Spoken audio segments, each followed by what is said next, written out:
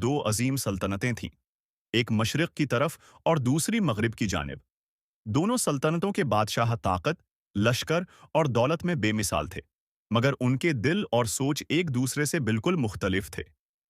पहला बादशाह बादशाह आदिल बिन सुलीम मशरिक की सल्तनत का बादशाह। उसकी सल्तनत में खेत सरसब्ज थे, दरिया साफ बहते थे और रियाया मुतमईन थी। बादशाह का महल सादा मगर बावकार था।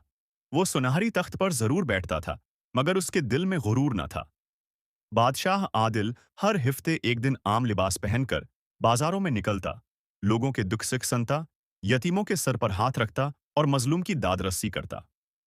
उसका एक उसूल था, बादशाहत तलवार से नहीं, अदल से जिंदा रहती है। दूसरा बादशाह बादशाह नमरूदान मगरिब की सल्तनत का बादशाह नमरूदान था। उसका महल सोने से जड़ा हुआ, सितून हाथी दानत के और दरवाजे चांदी के थे।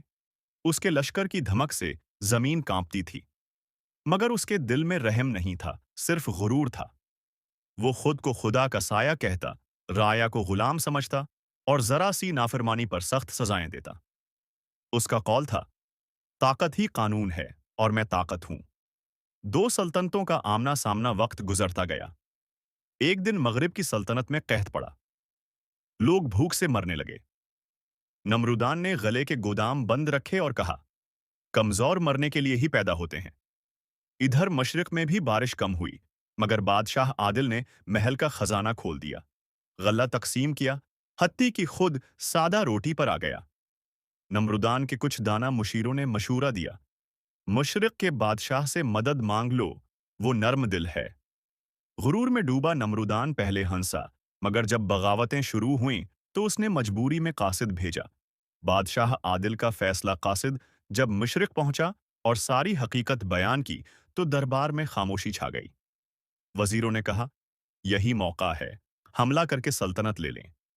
बादशाह आदिल ने सिर झुकाकर जवाब दिया, हम बादशाह हैं, दरंदे नहीं। भूखे दुश्मन पर तलवार उठाना बज़दली है। उसने गले के काफले, तबीब और पानी के मुश्कीज़े भजवा दिए। गुरूर का इंजाम नमरूदान ने मदद तो ले ली, मगर दिल में शुक्र के बजाय हसद पैदा हो गया।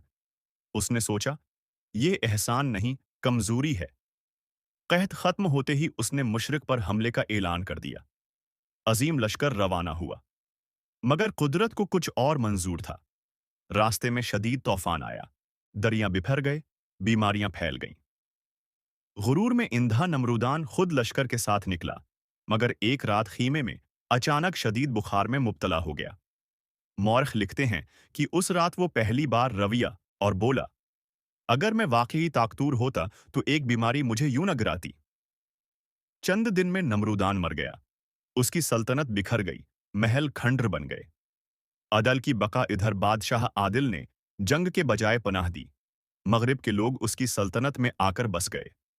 बरसों बाद दोनों सल्तनतें एक हो गईं, मगर तलवार से नहीं, इंसाफ से।